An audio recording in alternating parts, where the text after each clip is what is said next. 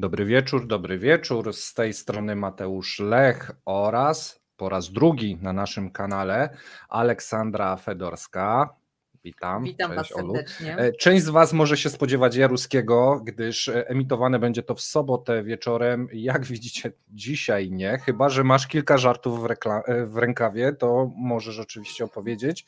Dziś zajmiemy się Niemcami.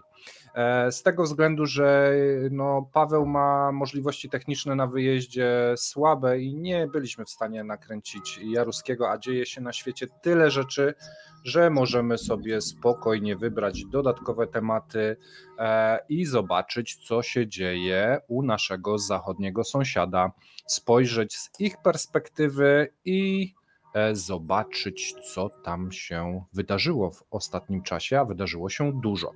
Jeżeli chcecie zobaczyć co, to ja już puszczam krótką agendę i wracamy. W dzisiejszym odcinku 80. urodziny Gerharda Schrödera. Uchodźcy nie będą dostawać gotówki do ręki. Statystyka kryminalna w Niemczech w roku 2023. Rosyjscy oligarchowie wyzwalają się od sankcji drogą sądową. Przykład z Bawarii.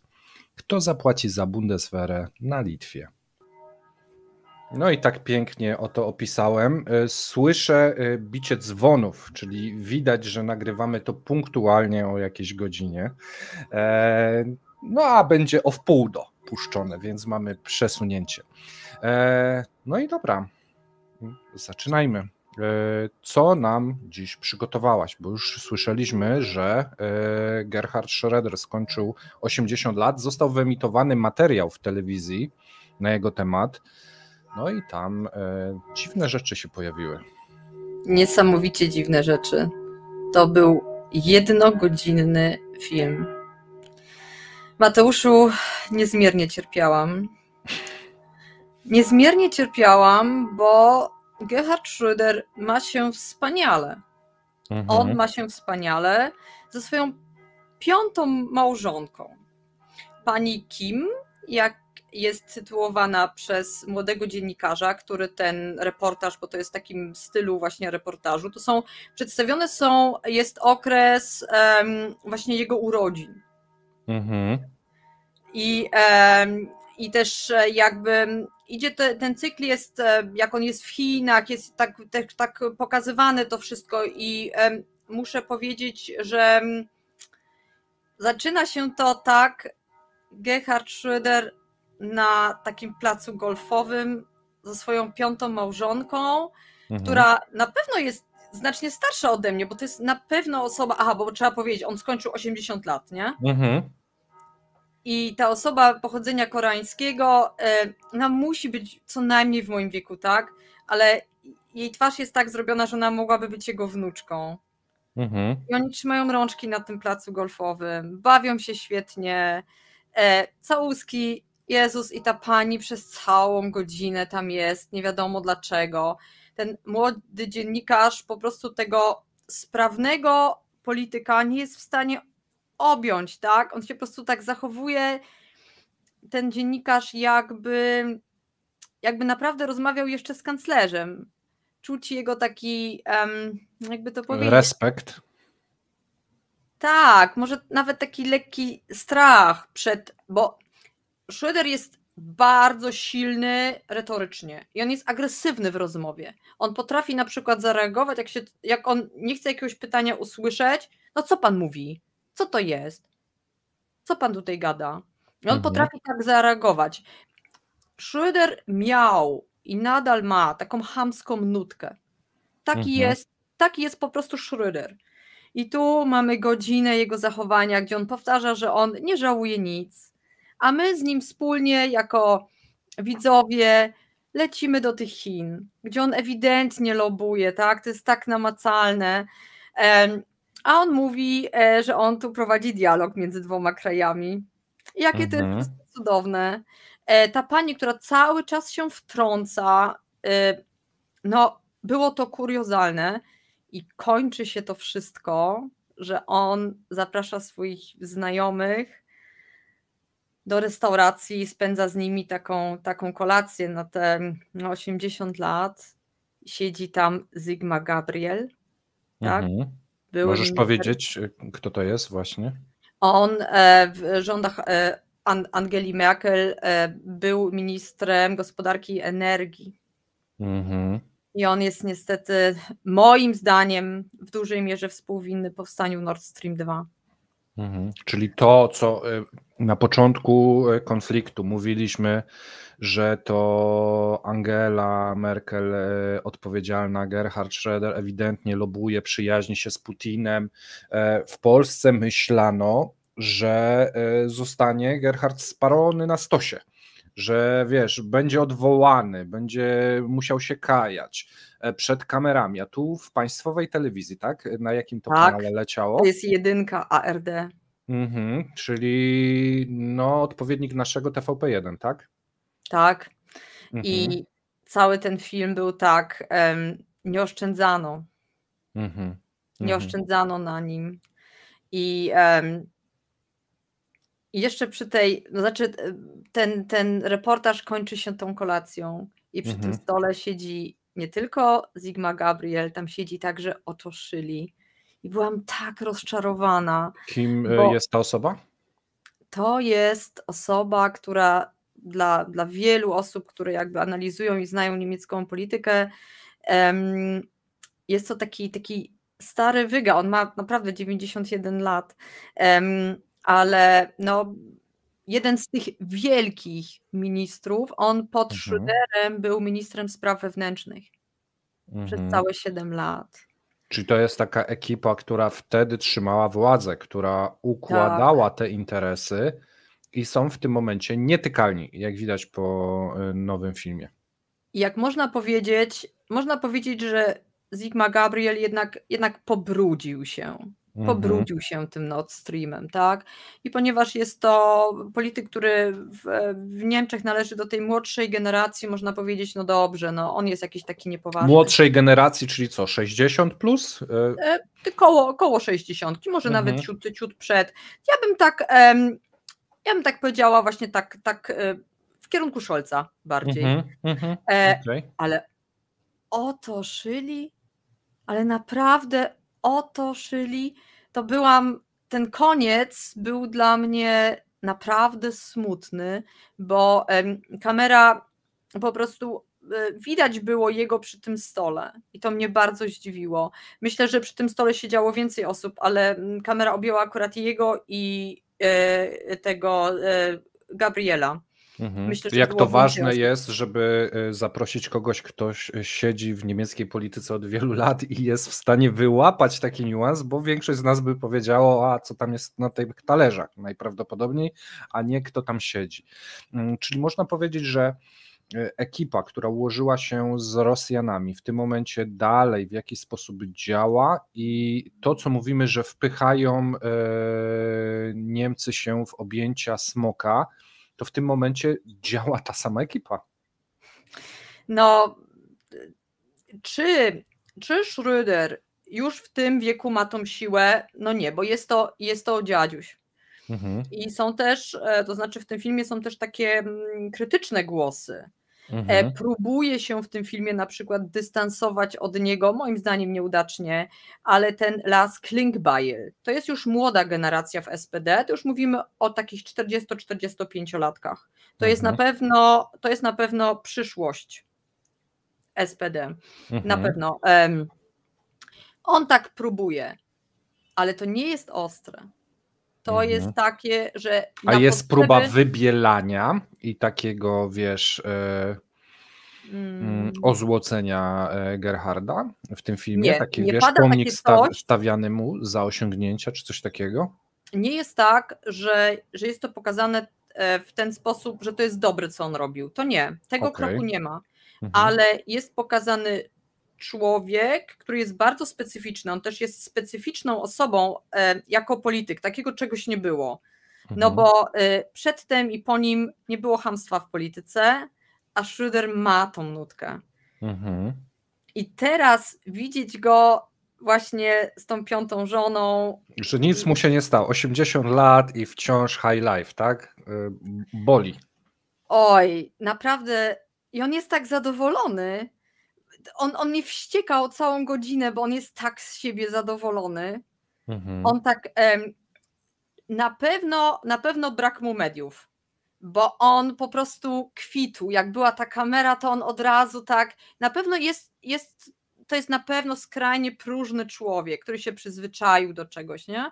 I jak tam oklaskują go ci Chińczycy i on tak mówi, że on dostał tytuł najlepszego starego przyjaciela Chin, a jak on zaczyna te bzdury ględzić, to jest niesamowite, ale też, że państwowa telewizja pozwala sobie na to, żeby on się tak tam prezentował. Moim zdaniem jest to błąd.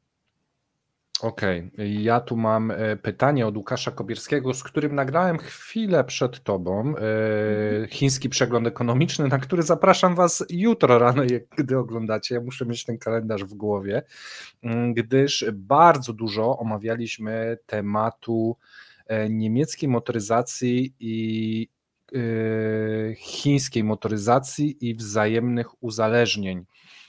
Czy jesteś w stanie nam coś powiedzieć? To pytanie od Łukasza. Jak Niemcy się zapatrują? Jaka narracja jest z Niemiec na temat chińskich samochodów elektrycznych? Bo widać, że w wielu krajach Europy Zachodniej jest duży protest przed zalaniem Europy chińskimi samochodami, a w Niemczech tak nie do końca. Tak to wygląda. Czy masz jakieś doniesienia medialne w tej kwestii? Ja nie jestem specjalistą od tych kwestii automotive, nie? Więc muszę być tu bardzo tak ostrożna, ale Scholz leci jutro na spotkanie do Pekinu i on leci z całą 4-dniowa wizyta. Jezu, to jest... Jadą prezesi BMW, Mercedesa, chyba wszystkich największych firm motoryzacyjnych, nie? Więc nie dziwmy się, że nic nie wypłynęło, bo to, co się ma dziać w tych relacjach, to się stanie jutro. Więc ja dla siebie rozumiem to tak, ależ oczywiście, że przemysł motoryzacyjny niemiecki jest w bardzo trudnej sytuacji z racji tego napływu chińskich samochodów, ależ oczywiście, bo kryzys branży samochodowej, on właściwie idzie tak głęboko w niemiecką gospodarkę. To jest podbrzusze, to jest coś bardzo, bardzo ważnego. W ostatnim czasie byliśmy świadkiem bardzo wielu zwolnień z tego sektora. To jest wręcz, dzisiaj ogłosiły Huty, że może 5000 etatów może odpaść w ThyssenKrupp. Może być zgaszony cały jeden wielki piec.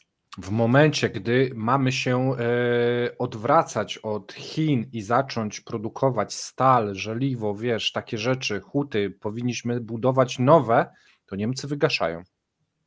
Tak, i tu też powodem było, tam były 3 takie powody. Wiadomo, droga energia, konieczność transformacji energetycznej i problemy z Azją. Ale znaczy niska konkurencyjność cenowa w stosunku do Azji. Także jakby w Niemczech jeśli mówimy o jakichś kłopotach, to bardzo często w takim drugim, trzecim punkcie, który jest wymieniany, wchodzimy w temat Chin, tak? W panelach słonecznych od razu. Ale to w wiadomościach, tak? W prasówce, bo chodzi mi o ten punkt widzenia Niemców. Czy oni to dostrzegają, czy informują, czy alarmują, czy jest, że okej, dogadamy się, bo my oglądając to z perspektywy Polski mówimy, Jezu, Niemcy, co wy robicie? A jak to jest widziane w Niemczech? Czy oni tą zależność, jak to jest ogrywane, jak to jest przekazywane społeczeństwu? Czy orientujesz się w tej kwestii? Ku mojemu ubolewaniu jest to znów przedstawiane podobnie jak i kiedyś z Rosją, bo te zdania padły też z ust Schrödera, że zależność jest zawsze po obu stronach. I tak samo mówiono z Rosją. Przecież jeśli my kupujemy coś od Chin, to oni są zależni od tego, co my kupujemy. To nie do końca jest prawda. Równowaga bilansu handlowego już dawno została zachwiana i Chińczycy więcej eksportują do Niemiec niż Niemcy eksportują do Chin. I to się bardzo rozmienia w ostatnich latach. Więc...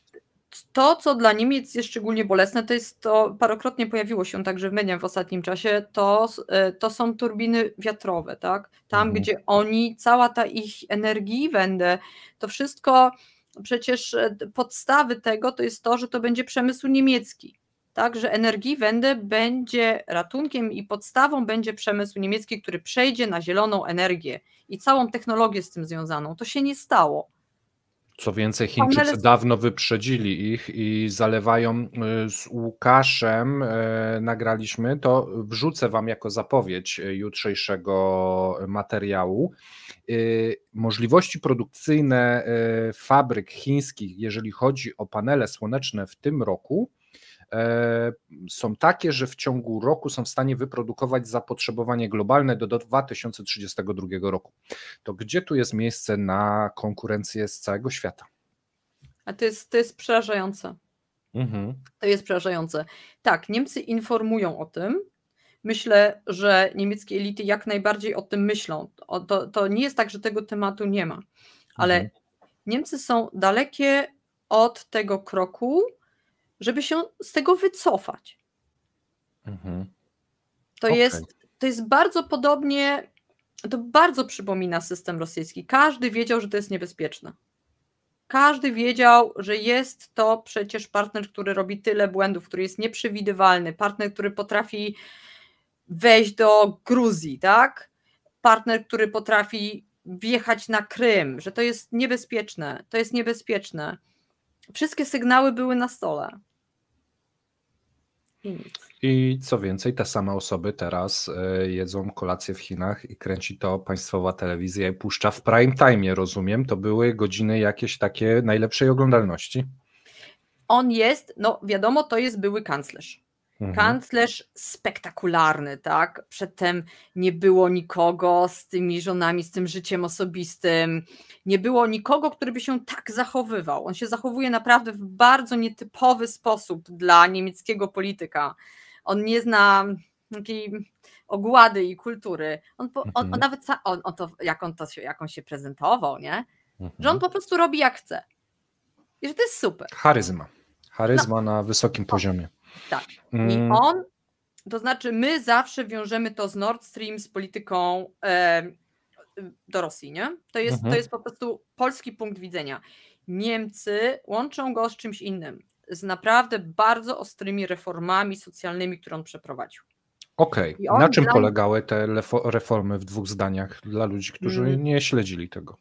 Tak, to były w ogóle bardzo trudne czasy, co chodzi o koniunkturę, prawda? Bo mówimy o schyłku lat 90. Bardzo wysokie bezrobocie, jak na Niemcy. I naprawdę trudno było o tą pracę. I on zmienił system. To znaczy nie można było być przez całe lata na bezrobociu, po roku schodziło się na jakieś tam 400 coś euro, to był naprawdę taki ostry spadek. I no to już było takie olbrzymie minimum. Nie można było sobie pozwolić na duże mieszkanie, pod znakiem zapytania stawał samochód. To był szok. Bo Niemcy jako kraj, prawda, no bardzo socjalny, znany z wysokiego bezrobocia, z wysokiego socjalu, nagle bardzo spadły. I to był dla ludzi szok i to miało spowodować, że ludzie będą skuteczniej szukać pracy. Trzeba przyznać, nie wiem, czy do tego przyczyniły się te reformy, które się nazywały Hartz. Trudno mi to powiedzieć, czy po prostu koniunktura globalna pomogła Niemcom w tym, no bo jednak to wysokie bezrobocie na przestrzeni paru lat jednak zniknęło. I tu Schröder zrobił to wbrew swojej partii. On stał sam i on powiedział, że on przeprowadzi te reformy, obojętnie co się będzie działo. I on potrafił na przykład ludziom powiedzieć, słuchajcie, nikt nie ma prawa być leniem. Nikt nie ma prawa do lenistwa. Najpierw coś zrób, to potem możesz coś oczekiwać. I on po prostu tak rozmawiał, tak się komunikował z opinią publiczną. Pomijając fakt, że on jest, no nie wiem, moim zdaniem to nie jest jakiś bardzo pracowity człowiek czy coś, no ale on tak po prostu rozmawiał z ludźmi. I on sprawił te reformy Niemcom. One są dzisiaj oceniane jako ratunek gospodarki, że one były dobre, były ostre. na pewno jakby tą przepaść między bogatymi a biednymi na pewno zwiększyły. Potem zostały wprowadzone takie korekty. Merkel dużo zrobiła, żeby wziąć tym reformom tą ostrość. Zmiękczyć ją troszeczkę. Bo to było takie bardzo ostre. Ja myślę, że mamy w tym momencie idealny moment, żeby przejść do drugiego punktu naszego dzisiejszego programu, czyli uchodźcy nie dostaną gotówki do ręki, czyli tu jest ponowne zaostrzenie po zmiękczeniu. Jakbyś troszeczkę nam opowiedziała, bo jak rozumiem, no to migranci, którzy gdzieś są i się lenią, to w tym momencie będą mieli problem? Więc tu chodzi o osoby, które się ubiegają o azyl. Asylbewerber. Tak, więc mówimy o tej grupie. I ona nie dostaje tyle socjalu, co zwykli Niemcy. Ja sobie tutaj spisałam parę rzeczy i tak na przykład dla dorosłej osoby na takie potrzeby życia codziennego to jest 460 € miesięcznie.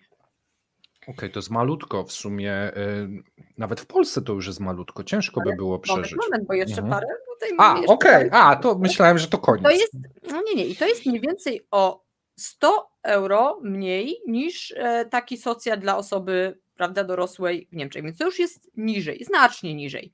Mówimy tu tak mniej więcej o 20% mniej, nie? Mnie zainteresowało, jak wygląda kwestia z dziećmi. Dziecko między 7 a 14 lat, ja na to zawsze patrzę, no bo to wiek mojego syna, 341 € bez możliwości pobierania Kindergeld. To jest taki, no, tu jest 800 plus, w Niemczech jest to obecnie na pierwsze dziecko 250 €. Okej. Tak, więc to są takie kwoty. I tylko dla tej grupy, do tej grupy nie zaliczani są Ukraińcy. To jest interesujące. Okej. Tak, bo oni są jakby uchodźcami wojennymi, oni są osobną grupą. Tu chodzi o osoby ubiegające się o azyl polityczny. I teraz azyl polityczny, co to znaczy? Kto jest w tej grupie? To by byli na przykład osoby z Erytrei, tak? Które są prześladowane w swoim kraju. Daję jako przykład, to jest taki moim zdaniem oczywisty przykład, nie? No, i te osoby, które się starają o ten azyl, to bardzo długo w Niemczech trwa cały ten proces. I teraz nie dostają już gotóweczki, tylko dostają tą karteluszkę. Takie niebieskie coś. I tutaj jest opis, że to bazuje na systemie Mastercard i można tym jakby swoje takie podstawowe zakupy wykonywać na terenie powiatu. Bo ci, którzy się ubiegają o azyl, nie mają możliwości poruszania się poza powiatem. Czyli można tworzyć enklawy i tylko w tej enklawie chleb czy mleko możesz kupić. Powiat to jest, te powiaty są duże, nie?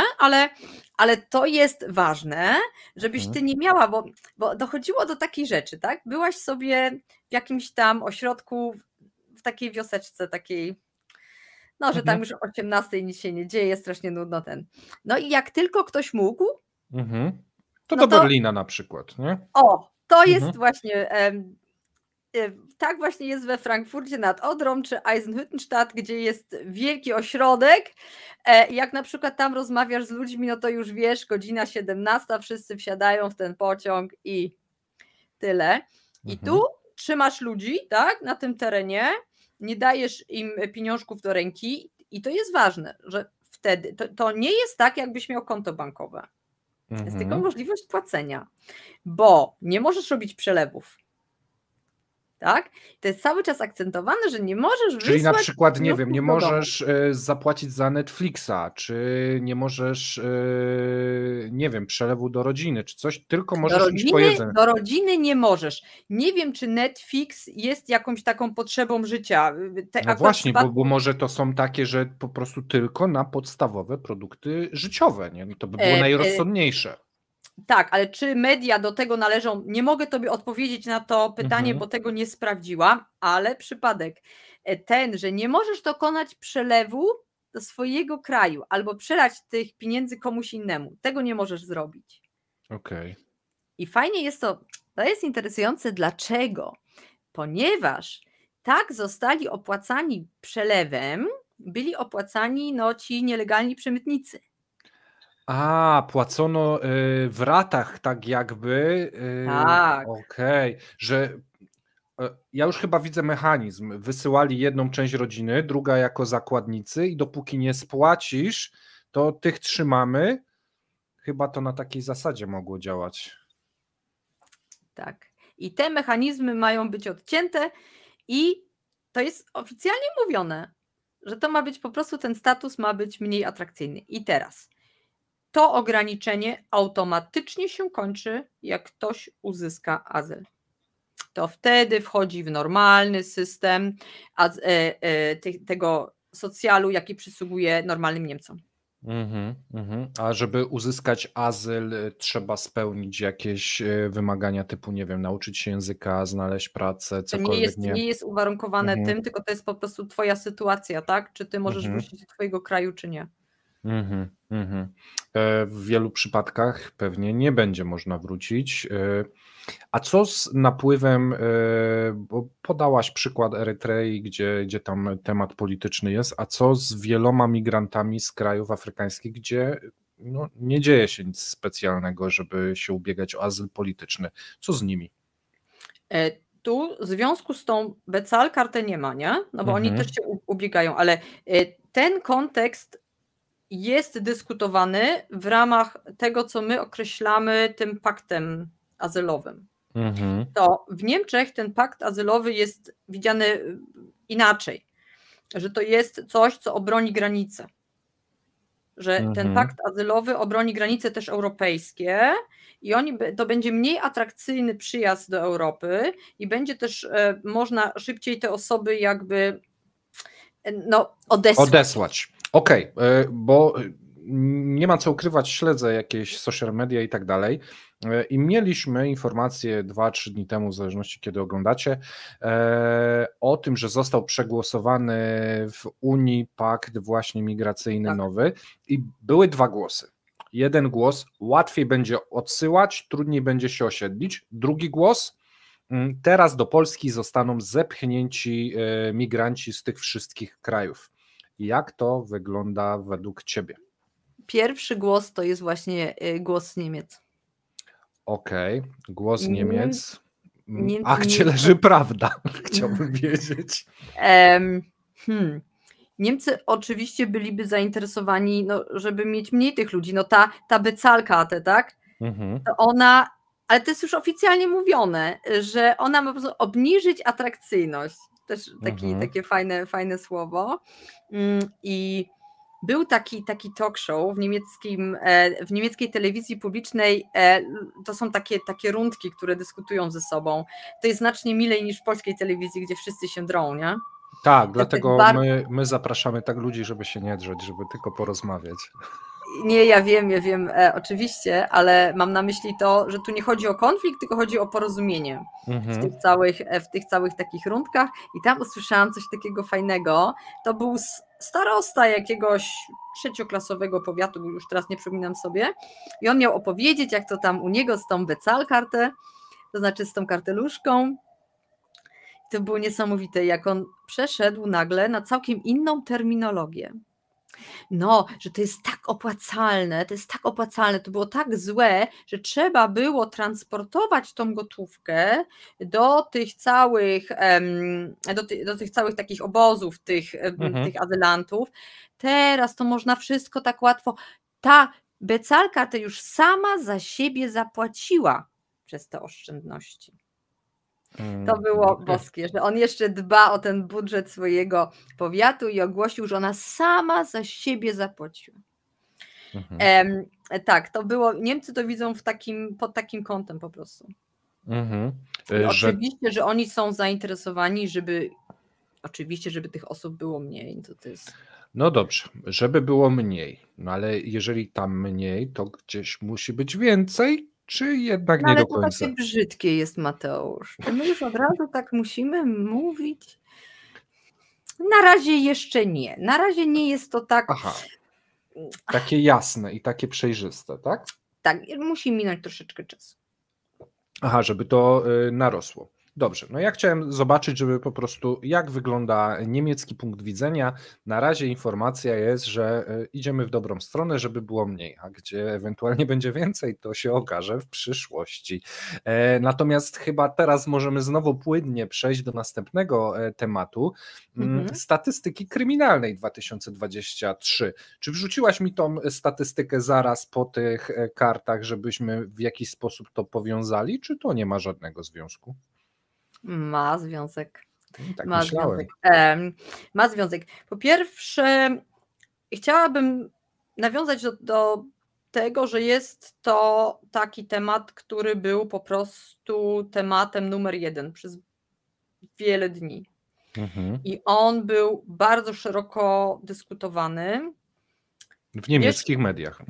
W niemieckich mediach oczywiście. Mówimy o mediach publicznych. Ja przeprowadzam taki cykl, gdzie obserwuję co dzień dziennik telewizyjny o godzinie 20, właśnie na tej jedynce, gdzie Schröder też tak został miło emitowany w tym programie.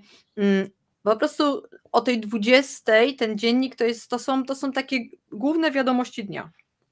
Najbardziej popularny dziennik w Niemczech, najbardziej oficjalny. I przeprowadzam takie małe badanie. Tutaj moi odbiorcy na kanale X o tym wiedzą. Myślę, że na przestrzeni następnych miesięcy będę Wam też prezentowała po prostu też już takie wyniki tych badań, bo z tego bardzo dużo można wnioskować. Jak dobierają niemieckie media publiczne swoje tematy. Czyli niemiecki punkt widzenia, ale przez pryzmat też niemieckiej polityki i mediów, bo wiadomo, że to, co idzie w wiadomościach, to bardzo często musi być z jakiegoś klucza. Część rzeczy jest napiętnowane, część jest pominięte i ty sprawdzasz, które rzeczy są na świeczniku, a które lekko pod dywanem, tak? Tak. Bardzo interesujące. Zwróciłam też uwagę na język i też zmiany w tym języku i wykuwanie ważnych terminów. Teraz na przykład tak, zobacz jak miło brzmi taka Bezahlkarte. Karta do płacenia. Prawda? Jak ona jest mięciutka, jak ona jest neutralna. A nie jest to nazwane karta ograniczająca swobodę wydawania pieniędzy, które dostajecie od nas. Nie, i to też nie jest karta zostań w swoim powiecie. Tak, na przykład. Nawet jak go nie lubisz. Tak. Więc miłe, tak? Albo zostań tam, gdzie jesteś, bo już robi się krucho. Na przykład, tak? Albo karta typu dajemy wam coraz mniej, zostańcie w kraju. A tak neutralnie, więc to jest bardzo ważne, bardzo, bardzo ważne w zestawieniu dla mnie, która także jakby funkcjonuje w polskich mediach i w niemieckich. Dla mnie to jest bardzo ważne, co się dzieje z tymi terminami, bo także polski system medialny wykuwa też swoje terminy. I to jest bardzo ciekawe, w jaki sposób to funkcjonuje. Ale powracam właśnie do tej statystyki. Ona była w mojej ocenie przez media absolutnie przewartościowana. To były 3 dni męczarni. Spojrzałam sobie na tą statystykę i przecież to jest guzik warte, bo szczyt, taki kryminalny top, był 2016 rok. Więc więc mamy tak, mamy spadek, oczywiście, że pandemiczny, a co innego, tak? Mamy spadek w ostatnich latach, prawda, 22, 21, Niemcy naprawdę 2 lata chodzili w tych całych maskach, byli tak ograniczeni, że to jest nieporównywalne do tego, co działo się w Polsce. Tak, naprawdę trzymali ten dystans tych metrów. Jak ja chciałam... Więc ciężej kieszonkowcom coś zrobić, jak trzeba trzymać dystans. Chcesz powiedzieć, że wtedy spadało po prostu, tak? Bardzo mocno to spadło. Po prostu nie było możliwości. Jak chciałam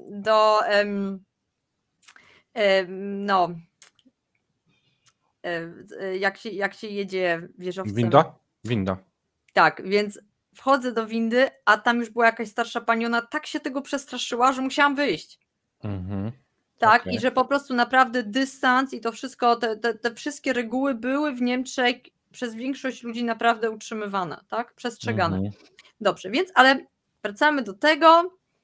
Wiadomo, że jest wzrost. Jeśli wtedy wzrośnie o 5,5 i stanie gdzieś na poziomie z lat tam 2009-2016, przecież to żadne poruszenie. Mhm. I na co to było? Ale tu nie chodzi o wzrost jako taki. On był tylko taki, tak podany jako taki parawanik. Bo to, co interesujące, to jest to, co się kryje wewnątrz. I tu już teraz będzie interesująco, bo jest naprawdę jakościowy i ilościowy wzrost w tej puli sprawców małoletnich. Tam jest skok o 10%. To jest zauważalne, że coś się dzieje w szkołach, coś się dzieje z tą opieką popołudniową, to nie funkcjonuje, ja to też widzę na ulicach. Okej, jak się było młodym, siedziało się tam przed jakimś Kaufhausem, to było zawsze, czy na placu zabaw. Te grupy są teraz po prostu większe. I one są już mniej łagodne. Okej. To jest odczuwalne. Głupio powiedzieć, ale one są bardziej różnorodne. No okej. Tak, więc tu są takie związki. I to jest to, o co właściwie chodziło. Całe to gadanie o wyższej przestępczości. Czyli tak naprawdę przestępczość nie była wyższa, tylko wróciła do poziomów przedpandemicznych, nawet przed rokiem 2016, a 2016 to była ta duża fala migrantów, która zalała Niemcy. Tak, ale mniej więcej to wszystko było takie stabilne między tam 2009, to tam nie było większych zmian, tam już był ten wysoki poziom i teraz w statystyce, i to jest właściwie ten przekaz, który miał wyjść.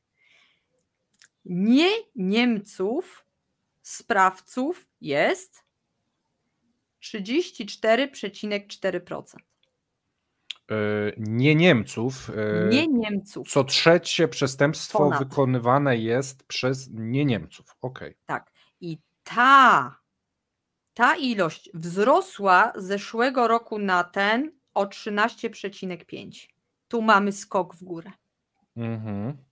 I tak. Ile nie Niemców jest w Niemczech? Ile procent? To jest mniej więcej 1/5, 1/4. Okej, czyli to nie jest aż tak. Ale moment, bo chyba tu się zapędziłam.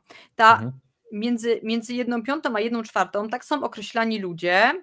To jest takie określenie nicht deutscher Hintergrund, tak? To znaczy, że albo osoba jak ja, która się nie urodziła w Niemczech, to jestem takim typowym przykładem, albo jest to też osoba, której rodzice nie urodzili się, to znaczy to jest osoba z korzeniami migrującymi. Okej, czyli ty jesteś w tej grupie, a tu chodzi o nie Niemców, jeszcze bardziej nie Niemców, takich z Afryki nie Niemców, tak? Okej. To jest to. O, pięknie to określiłem. Pięknie, tak, o to tutaj chodzi. I tu jest ten wzrost. I cała ta statystyka, całe gadanie wokół tego właściwie chodzi o to. Żeby pokazać ludziom, że jest wzrost i że trzeba coś z tym zrobić, tak? Chyba jest tu sygnał. I to było interesujące, bo żeby to tak jasno padło w dzienniku, no to jest mało politycznie poprawne. Dlatego też zabawiliśmy się troszeczkę jak dziennik niemiecki, nie kawa na ławę, tylko w ten sposób. I teraz robi się interesująco. Pada to stwierdzenie. Są te wszystkie takie te wykresy. I teraz wypowiada się autorytet, który wchodzi od razu po tych statystykach, po tym ostrym tym, no bo życie obcokrajowca w Niemczech jest bardziej związane z sytuacjami, które narażają na wyższą przestępczość. Tak, no żyje w zamkniętym środowisku, nie ma dostępu do gotówki, często nie zna języka. No tak, no okej. Czyli mamy taką kanapkę. Tu pochwała, tu nagana, ale tu takie tłumaczenie. Okej. Tak. Wspaniale. Tak. To jest to, czym już nie mogłam tego słuchać, bo to leciało naprawdę na okrągło. Media katowały tym. Ale To dlaczego, znaczy, że skoro pokazują, a jednocześnie tłumaczą? Pokazują i tłumaczą. O co chodzi? Żeby społeczeństwo niemieckie zaakceptowało to, że przestępczość wśród tej grupy rośnie i że będzie rosła? nie wiem, jaka jest intencja i też to jest za daleko idące, żebyśmy wychodzili z założenia, że ta intencja jest kierowana. Nie. Musiało być, może ja nie jestem na to podatna, ale musiało być, no coś jest, kręci się cały czas w mediach, jak ma odbiorców. Tak. Tak, więc to nie jest tak. Ja tutaj Tak nie zwany podejrzewam. clickbait. Tak, ja nie podejrzewam, że to jest sterowane odgórnie. Ja myślę, że właściwie mi to jest tak obojętne. Jakoś tak, nie wiem, mnie to tak też nie przeraża zbytnio, ale myślę, że gdzieś w głębi, bo to ostatnio z Pawłem, tak, to Bio-Deutsch, czy jestem biologicznym rdzennym Niemcem, tak, Bio-Deutsch, to musiała być coś w rodzaju, musiał poczuć ulgę. No to jest tak, jak ja już od dawna myślałem. Patrzcie, i to nawet mówią teraz w telewizji. No, coś tutaj, coś takiego. Ja sobie jeszcze raz kliknę, o to jest, no a nie mówiłem, że tak. Aha, że puszczają lukierek troszeczkę i tu te zgnite jajo i ktoś, kto wiedział o tym zgniłym jaju, powie, a jest to zgniłe jajo, ale ktoś, kogo to nie interesuje, to mówi, a lukierek, że dla każdego coś, tak? Tak, i może to jest właśnie ten system, który opisałeś, i może to jest pierwszy taki też znak, że można sobie pozwolić na zmianę nastrojów. Właśnie, jak to wyglądało w poprzednich latach? Czy w ogóle były podawane informacje w mediach o przestępczości migrantów? W publicznych i w tak zwanych wysokiego sortu było się z tym bardzo ostrożne. Problem był w tabloidach, szczególnie w tym okresie, jak były te sprawy z tymi nożami, z nożownikami. Okej, czyli mieliśmy... I zawsze tło te takie, wiesz... Religijno-etniczne. Nie, kwestia damsko-męska. Okay. To, no i Die Bild, tak, tabloid nad wszystkimi tabloidami w Niemczech, pozwalał sobie na to. Jak to już szło do tych eleganckich mediów czy publicznych, no to już tutaj ale to wszystko narodziło się tej nocy, to był chyba Sylwester 2015 na 2016. Pamiętasz Kolonię? Tak, właśnie miałem powiedzieć, była jakaś afera, że było... Ona była straszna. Mogę ją krótko, taki skic tych wydarzeń, tak? Jesteśmy na płycie przed tą wielką katedrą w Kolonii. Tak, znamy te wieże. Widziałem, tak. I kojarzysz tą płytę taką, nie? To jest wielki plac, bardzo centralny i tam się wszyscy bawią w tej sylwestrowej nocy. I nagle policja dostaje sygnały od kobiet i że dochodzi do aktów po prostu fizycznych. Kobiety są w nieodpowiedni sposób dotykane, napastowane. I to na wielką skalę. I to się robi takie systematyczne. I w pierwszym momencie policja to lekceważy. To wychodzi właściwie na następny dzień, co się wydarzyło. Ale też media chyba później próbowały to zamieść pod dywan, z tego co pamiętam. I z tego się też zrobiło oburzenie i afera. Bo media też chyba tego nie nagłaśniały za bardzo i to chyba po kilku dniach dopiero zrobiło się takie, że wybuchło to w twarz tym, którzy to próbowali troszeczkę zataić. Nie wiem, czy dobrze pamiętam, ale to było na tyle głośno. Idealnie właśnie tak, że to był skandal policyjny, to był skandal pod kątem bezpieczeństwa publicznego i to był skandal medialny. I to trwało parę dni, aż normalne media, tak, potrafiły w ogóle z siebie to wydusić, co się tam wydarzyło. No bo wiesz co, kilka miesięcy wcześniej były te plakaty i uśmiechnięte Niemki, welcome, i to było dosłownie parę miesięcy po i to był taki zgrzyt bardzo z narracją jedno z drugim. Wielkim. I te wydarzenia właściwie, one się ciągną. One się ciągną. Jak w ogóle o tym mówić? To jest nadal w Niemczech pewnym problemem, ale jak widzimy po tej kanapce, którą opisałeś, jednak odbiorca chce, aby o tym mówić. Na razie Tylko na razie mamy tak lukierkiem to jajo, ale i są jakieś kierunki już właśnie tworzenia, tak jak powiedziałaś, tej karty płatniczej. No i zobaczymy, co dalej, no bo kolejnym elementem jest, mamy za dużo, trzeba się troszeczkę pozbyć tych ludzi. No i co teraz zrobić? Gdzie by na tu razie coś tam... o tym nie mówimy. No okej. Jeżeli nie mówimy, to może przejdziemy do ostatniego tematu, czyli kto zapłaci za Bundeswehrę na Litwie. Oni pojechali w końcu, czy nie pojechali? Tam chyba kilku żołnierzy pojechało, z tego co Słuchajcie, pamiętam. jeden z top 3 tematów w publicznej telewizji, dziennik, godzina 20. Borys Pistorius żegna pierwszych żołnierzy. Samolotem lecących, bo na Litwie ma powstać ta brygada, którą obiecał kanclerz Scholz już w czerwcu 2020 roku i ona jakoś nie miała możliwości. Teraz może będzie pełna w 2027. Jest obietnica. A ilu do tego samolotu tych żołnierzy weszło? Słuchaj, tak, doczytałam. 20. To kurczę, to jacyś niemieccy X-meni albo Avengersi muszą mieć siłę, powiem ci, że 20 będzie broniło Litwę przed Rosjanami. Tak, mówi się o nich Vorhut, to znaczy ci pierwsi jakby tacy do rozpoznania. To jest to. Ale to nie jest dżungla, to jest Litwa, można wejść normalnie. Jest, ale sytuacja jest skomplikowana, Mateuszu. A. Słuchaj, bo jest problem. Chodzi o żłobki. Ale przepraszam, ci żołnierze muszą iść do żłobka, czy nie ma żłobków na Litwie? O co chodzi? Tak, jest problem. Nie ma dla nich żłobków i nie ma odpowiednich szkół dla dzieci. Na Litwie. Na Litwie. Tak, wiesz, mam naprawdę poważne obawy, bo myślę, że ta Litwa jest bardzo porównywalna z Polską.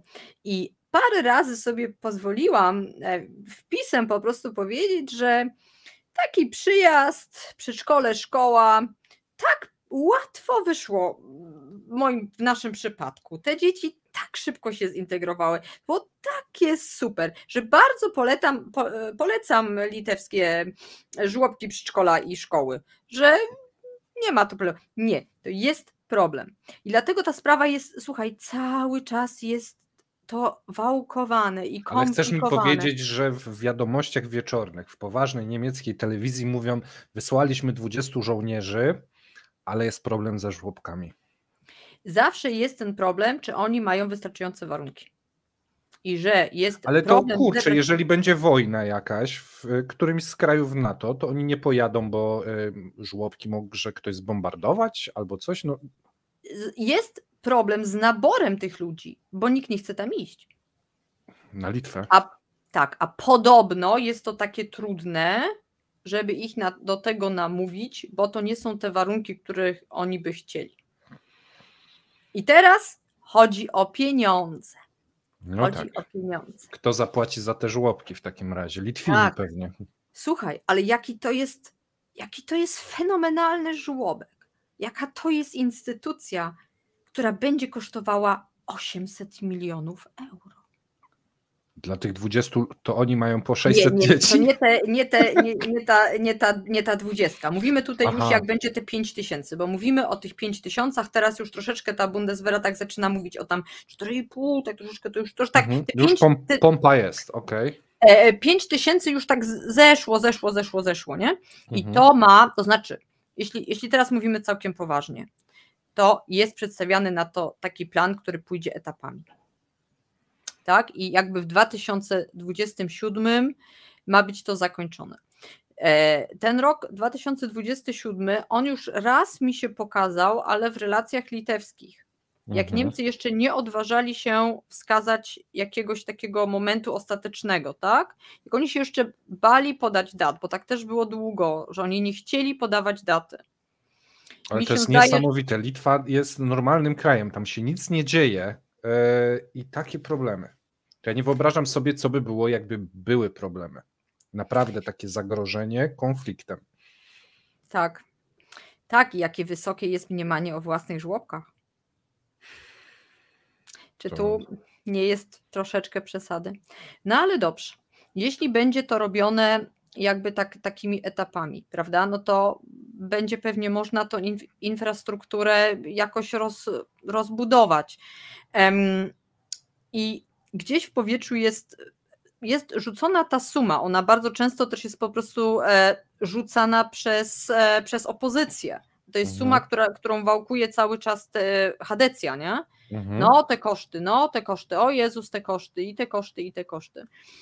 Więc musimy być tu bardzo ostrożni. Niemcy będą kwestie kosztów i tam warunków życia moim zdaniem instrumentalizować do tego, aby ostatecznie może troszeczkę przesunąć to znowu w tył. Ja tego nie wykluczam.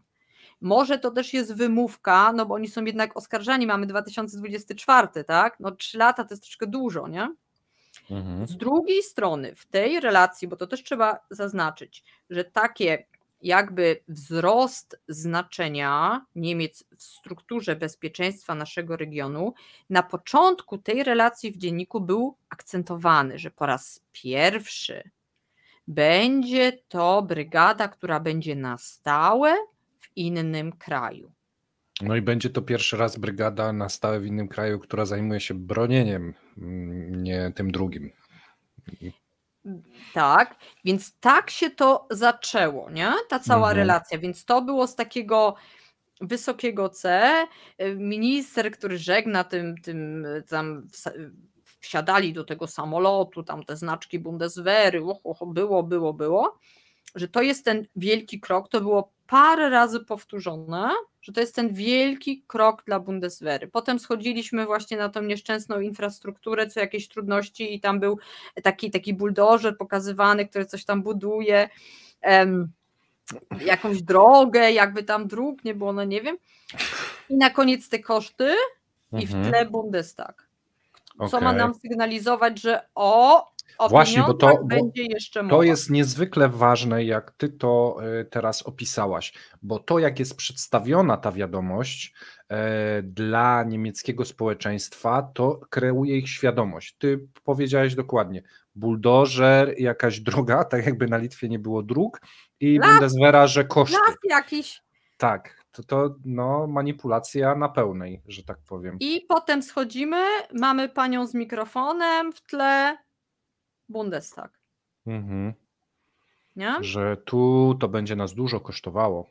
Pamiętajcie. Że jesteśmy wielcy na świecie, tak, nasze znaczenie tego, patrzcie, tu leci samolot, oj, tam na miejscu to są te lasy, nie? Tak, tam trzeba drogi budować, żłobki, wszystko. A pustynia. co do pieniędzy, to porozmawiamy. Okay. Więc to jest, no, wracamy do twojej kanapki, nie? Tak. Okej, myślę, że mamy to. Słuchajcie, namawiam was bardzo, obserwujcie profil Oli Fedorskiej na Twitterze. Widziałem, że zaczęłaś też publikować na YouTubie. Tak, otworzyłam swój kanał, na razie jest tam dosłownie parę filmów, ale co sobotę staram się nagrać krótki film o moich aktualnych śledztwach dziennikarskich, które prowadzę. Prawie zawsze są to tematy polsko-niemieckie, najczęściej przygraniczne. Rafineria PCK, chyba temat mojego życia, to zasługuje na książkę. No, I pewnie nowy temat. Kiedyś. Miejmy nadzieję, że znajdę wydawcę. My cię tu wydamy, kurczę, tyle widzów. Już, od razu! No. Podpisuję w ciemno. No. Ludzie, dajcie książkę o rafinerii. Dajcie znać, czy chcecie książkę o rafinerii. Mamy tylu ekspertów na Kremlince, że merytorycznie i tu będziemy sprzedawać. Nie ma, temat załatwiony. To jest temat załatwiony. Super, bardzo się cieszę. Na koniec jeszcze badam teraz sytuację tych niemieckich nielegalnych śmieci w Polsce. Co sobotę krótki filmik, tym razem będzie właśnie o tych śmieciach, bo co chodzi o rafinerię PCK, mamy leki za stół i niewiele nowego się tam dzieje. Chociaż to jest już dobra wiadomość, bo znaczy, że Niemcy się jeszcze nie zgodzili na te podwyższenie emisji. No, więc dobrze, czekajmy. A teraz, co się dzieje w Tuplicach, gdzie przyjechało 40 000 ton odpadów nielegalnych z huty cynkowej w Chemnitz i to wygląda dosłownie, ja byłam tam wczoraj, stałam na tych hałdach i to jest jak na Księżycu. I ja mam cały czas wrażenie, że ja tym jeszcze pachnę. Oj. Niesamowite zdjęcia mam stamtąd i tym się trzeba zająć, bo to jest więcej niż tylko odebrać. To leży tam 11 lat. To nie wystarczy, że ktoś to odbierze. Tam na miejscu coś się wydarzyło. To jest strasznie ciężkie, nie? Bo to jest jakby, wiesz, to są odpady takie cynkowe, na to deszcz. To jest ciężkie. Bierzesz taką bryłkę i masz wrażenie, że ty 3 cegły trzymasz, nie? I to zawaliło się jakby w glebę. To jest straszny widok. To się po prostu tak zawala. I oby to tam nie weszło głęboko, wiesz, mi chodzi o wodę. Wody gruntowe, tak, na pewno. Tam mi pokazywali stawy, które wymarły, 2 stawy zmarły im normalnie. No i jak ktoś pachnie, nie chcę używać teraz brzydkich słów, ale to po prostu tak strasznie pachnie. To jest tak odczuwalne dla oczu, w ogóle wszystko, tam się coś wydarzyło i musimy pamiętać o tym. Dobrze, że strona niemiecka deklaruje się teraz to, że odbierze, tak, ale ponieważ to tak długo tam leży, zwróćmy na to uwagę, czy odebranie wystarczy. To słuchajcie, obserwujcie Ole, zobaczcie jej nowy materiał. Jeżeli będą jakieś informacje, a chcecie, żeby Kremlinka trzymała rękę na pulsie i żeby zaprosić Ciebie, gdy będzie coś więcej wiadomo, dajcie znać w komentarzach. Jak wiecie, szukamy cały czas możliwości i kierunków, w którym program ma się rozwijać, nasz kanał, więc dawajcie znać, a my będziemy się dostosowywać do Waszych wytycznych. A ja Tobie już serdecznie dziękuję. Umówiliśmy się na godzinkę i patrz, wyrobiliśmy się idealnie w temacie. Super, wow. Dziękuję wspaniałym słuchaczom i słuchaczowi, który przyszedł w zeszłym tygodniu na moją debatę o Gerhardzie Schröderze. To znaczy, to nie była moja, ja byłam jednym z gości. Przepraszam, tutaj tak się troszeczkę zagalopowałam.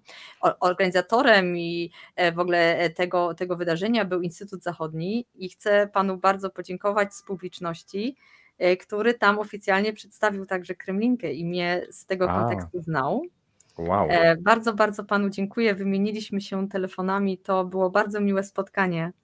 Dziękuję za to. No to super. Kremlinka łączy ludzi, nie tylko tematy.